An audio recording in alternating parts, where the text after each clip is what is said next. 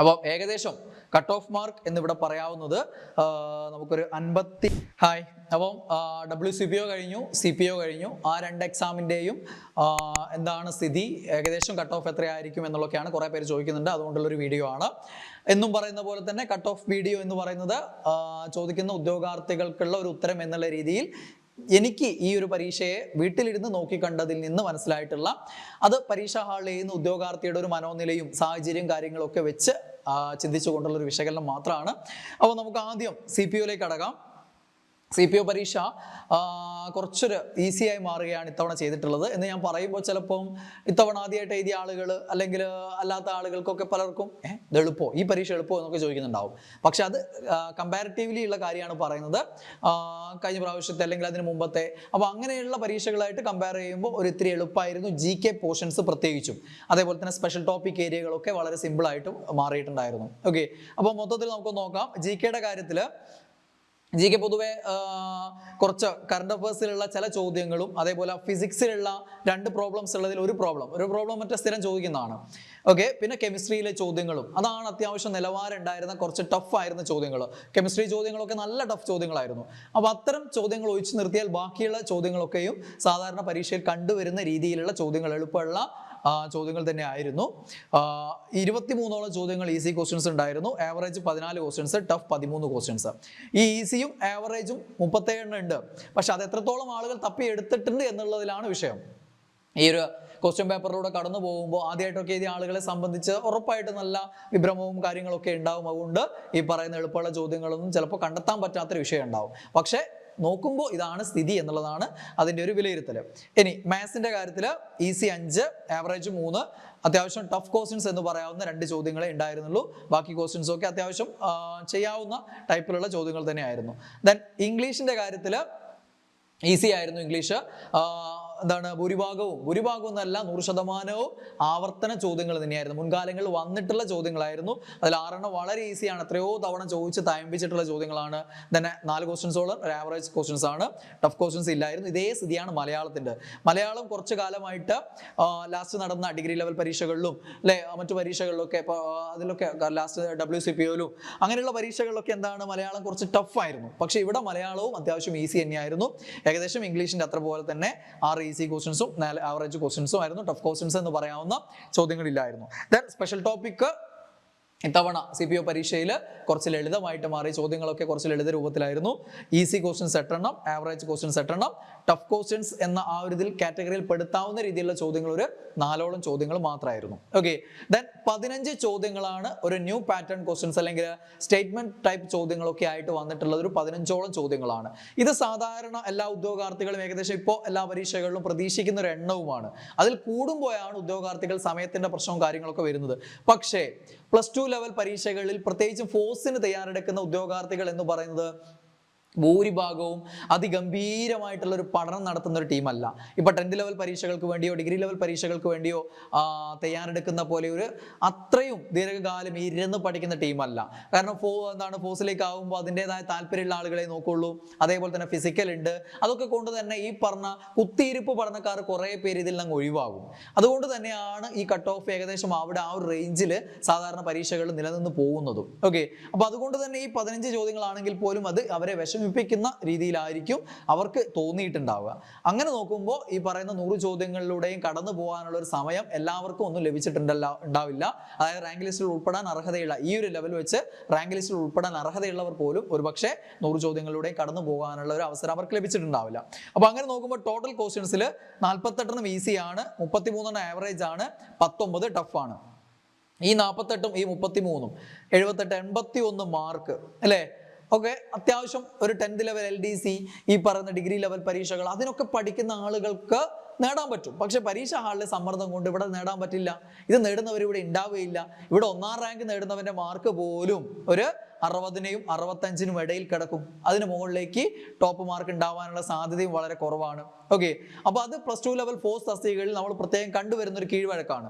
അത് അങ്ങനെ ആകുമ്പോൾ നമ്മൾ സാധാരണ എടുക്കുന്ന പോലെ കട്ട് ഓഫിന്റെ കാര്യത്തിൽ ഇവിടെ 48ഉം ഇവിടുത്തെ പകുതി എടുക്കേണ്ട ആവശ്യമില്ല. ഇവിടുത്തെ ഒരു പകുതി എടുത്താൽ 16, ആ 16 64. ഇതായിരിക്കും ഒരു പക്ഷേ ആദ്യ റാങ്കുകാരൻ്റെ അല്ലെങ്കിൽ ആദ്യ 10-നുള്ളിലൊക്കെയുള്ള ആളുകളുടെ മാർക്ക് എന്നൊക്കെ പറയുന്നത് ഇതൊക്കെ ആയിരിക്കും. 64 അതിന് മുകളിലൊക്കെയുള്ള മാർക്കുകളായിരിക്കും. എന്ന് വെച്ച് കഴിഞ്ഞാൽ വലിയ മുകളിലൊന്നുമല്ല, അത്യാവശ്യം ആ മാർക്കുകളൊക്കെയാണ് സ്കോർ ചെയ്ത ആളുകൾ ഉണ്ടാവും. പക്ഷേ നിങ്ങൾക്ക് അതിലും കൂടുതൽ കിട്ടിയ ആളുകൾ ഉണ്ടാവും. പക്ഷെ അവരൊന്നും ഈ ഫിസിക്കലിന് പോവുകയും ഈ പരീക്ഷ റാങ്ക് ലിസ്റ്റ് വരുന്ന സമയത്ത് ഉണ്ടാവുകയില്ല. അതാണ് ഞാൻ ഉദ്ദേശിച്ചത്. അല്ലാതെ ഇപ്പോൾ മറ്റു പരീക്ഷകൾ ചെയ്യുന്നവരും ചിലപ്പോൾ വെറുതെ പോയിട്ട് ഒരു ഭാഗ്യ പരീക്ഷണം എന്നുള്ള രീതിയിൽ, അല്ലെങ്കിൽ ഭാഗ്യ പരീക്ഷണം അല്ല, ഒരു പരീക്ഷാ പരിചയം എന്നുള്ള രീതിയിലൊക്കെ എഴുതാറുണ്ട്. ഓക്കെ, അപ്പൊ അങ്ങനെ നോക്കുമ്പോൾ ഇതാണ് ഇവിടെ ആധാരമാക്കേണ്ട മാർക്ക്, ഈ പറയുന്ന ഈ ലെവലിലുള്ള ആളുകൾക്ക് കിട്ടുന്ന മാർക്ക്. അപ്പൊ അതിനേക്കാൾ 2 മാർക്ക് നമുക്ക് താഴോട്ട് പിടിക്കാം, 46.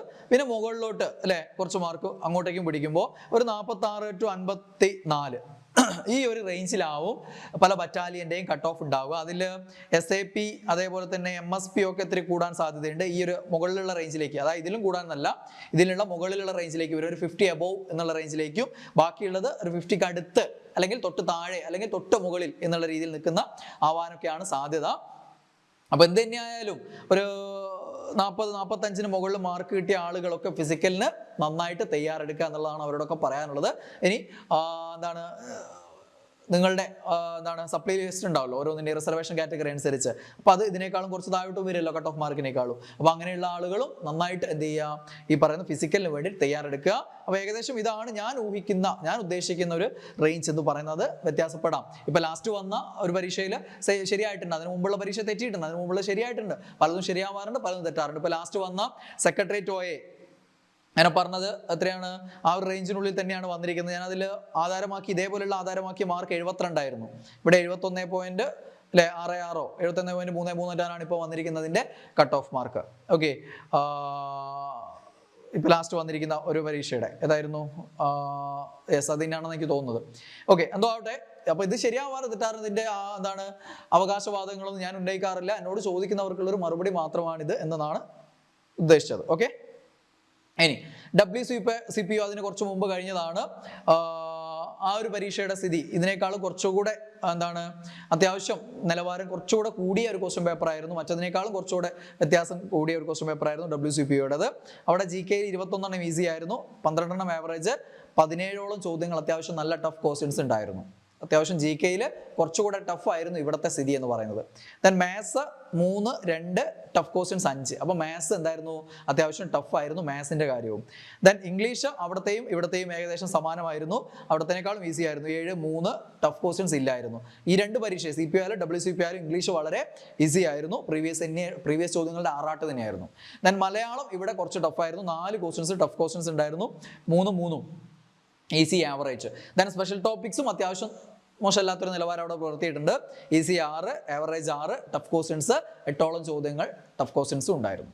അപ്പോൾ ന്യൂ പാറ്റേൺ ക്വസ്റ്റ്യൻസ് അവിടെ 19 വന്നിട്ടുണ്ട്. ഇവിടെ 15 ആണെങ്കിൽ CPOയിൽ 15 ആണെങ്കിൽ WCPOയിൽ അത് 20ഓളം ക്വസ്റ്റ്യൻസ് എന്തുണ്ടായിരുന്നു, ഈ സ്റ്റേറ്റ്മെന്റ് ടൈപ്പ് ക്വസ്റ്റ്യൻസ് ഉണ്ടായിരുന്നു. അപ്പം ക്വസ്റ്റ്യൻ പേപ്പർ ഇത്തിലൂടെ ഒരു നിലവാരം കൂടിയ ക്വസ്റ്റ്യൻ പേപ്പർ ആയിട്ട് മാറിയിട്ടുണ്ടായിരുന്നു. ഇപ്പോൾ ഉള്ള CPOയുടേതിനേക്കാളും കുറച്ചുകൂടെ നിലവാരം കൂടിയതായിരുന്നു WCPO. പക്ഷേ എങ്കിൽ പോലും WCPOന്റെ കട്ട് ഓഫ് ആയിരിക്കും CPOനേക്കാളും കൂടുതൽ ഉണ്ടാവുക. കാരണം നിങ്ങൾക്കറിയാം അത് സ്റ്റേറ്റ് വൈഡ് ആയിട്ടാണ് റിക്രൂട്ട്മെന്റ് നടക്കാറ്. പിന്നെ കുത്തിയിരുന്ന് പഠിക്കുന്ന പെൺകുട്ടികൾ ഉണ്ടാവാറുണ്ട് അല്ലെ, അവിടുത്തെ പോലെയല്ല, ബോയ്സിനെ പോലെയല്ല, ഇവിടെ നന്നായിട്ട് കുത്തിയിരുന്ന് പഠിക്കുന്ന ലേഡീസ് ഉണ്ടാവാറുണ്ട്. അതുകൊണ്ട് തന്നെ അത്യാവശ്യം കട്ട് ഓഫ് ഇത്തിരി വരികയും ചെയ്യും സ്റ്റേറ്റ് വൈഡ് ആയതുകൊണ്ടും. ഓക്കെ, കട്ട് ഓഫ് വരിക എന്ന് പറയുമ്പോൾ അത് ഏകദേശം നമുക്ക് ഇപ്പോൾ ടോട്ടൽ നോക്കുകയാണെങ്കിൽ 40 ഈസി, 26 ആവറേജ്, ടഫ് 34. നേരത്തെ സ്ഥലത്ത് നമ്മൾ ഇവിടുത്തെ ഈസി മാത്രം എടുത്തിട്ടാണ്, അതിനെ അവലംബിച്ചിട്ടാണ് നമ്മൾ കട്ട് ഓഫ് പറഞ്ഞിരിക്കുന്നത്. പക്ഷെ ഇവിടെ അതല്ല സ്ഥിതി. ഇവിടെ ഈ പറഞ്ഞതിൽ നിന്നും ആര് സ്കോർ ചെയ്യും, ഈ പറഞ്ഞ മിടുക്കികളായിട്ടുള്ള ആളുകൾ ഉണ്ടാവും, അവർ ഇവിടെ നിന്നും അത്യാവശ്യം മാർക്ക് സ്കോർ ചെയ്യും. ടോപ്പ് മാർക്ക് എന്നൊക്കെ പറയുന്നത് കുറച്ച് മേലോട്ടേക്ക് പോകും, ഒരു 70ന്റെ അടുത്തേക്കൊക്കെ അല്ലെങ്കിൽ 70ന്റെ തൊട്ട് മുകളിലേക്കോ തൊട്ട് താഴേക്കൊക്കെ നിൽക്കുന്ന രീതിയിലേക്ക് ടോപ്പ് മാർക്കൊക്കെ കയറി പോകും. അപ്പോൾ ഏകദേശം കട്ട് ഓഫ് മാർക്ക് എന്നിവിടെ പറയാവുന്നത് നമുക്കൊരു 55 മുതൽ ഒരു 62 വരെയുള്ള റേഞ്ചിനുള്ളിൽ ആവാനാണ് സാധ്യത. അത് ഈ പറയുന്ന അപ്പർ ലെവലിലേക്ക് വരാനാണ് സാധ്യത കൂടുതലും. 59, 60, 61, 62 ആ ഒരു റേഞ്ചിൽ ആവാനാണ് കൂടുതൽ സാധ്യത എന്നാണ് തോന്നുന്നത്. അപ്പോൾ എന്ത് തന്നെയായാലും ഈ ഒരു റേഞ്ചിന് മുകളിലുള്ള ഒരു 50 മുകളിലുള്ള ആളുകളൊക്കെ ഫിസിക്കലിന് നന്നായിട്ട് തയ്യാറെടുക്കുക, മാർക്ക് നോക്കണ്ട.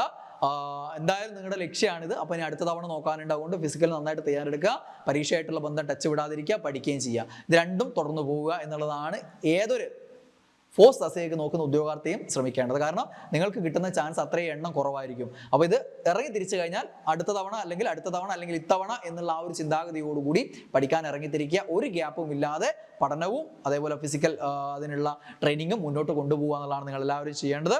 അപ്പോൾ എല്ലാവർക്കും എല്ലാവിധ ആശംസകളും. നിങ്ങളൊക്കെ ഈ പരീക്ഷയിൽ നല്ല മാർക്ക് നേടിയവരൊക്കെ റാങ്ക് ലിസ്റ്റിൽ വരട്ടെ, അത്യാവശ്യം കട്ട് ഓഫ് കുറയട്ടെ, റാങ്ക് ലിസ്റ്റിൽ ഉൾപ്പെടട്ടെ, അത്യാവശ്യം നല്ല നിയമനം നടക്കട്ടെ, നിങ്ങൾക്കെല്ലാം ജോലി കിട്ടട്ടെ. All the best.